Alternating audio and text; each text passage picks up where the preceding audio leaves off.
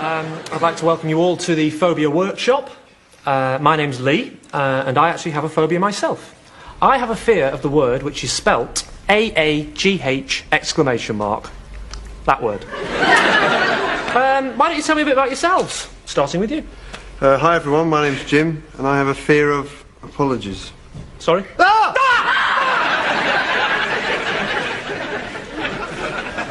Oh, apologies. Yeah. Sorry.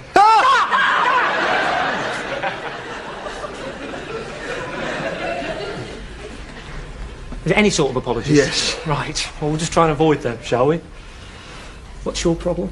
My name's Karen, and I have a fear of repetition. Oh, you have a fear of... I said it there, didn't I? Very, very... Okay. And you are? My name's Ronnie, and I have a fear of awkward silences. How long do these silences have to be? That was borderline, that one. Right. Let's try and keep the conversation flowing then, shall we? Hello, I'm Tim. Sorry I'm late.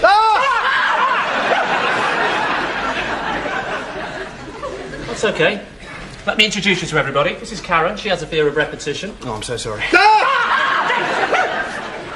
What's the matter with you? I bark at other people's phobias.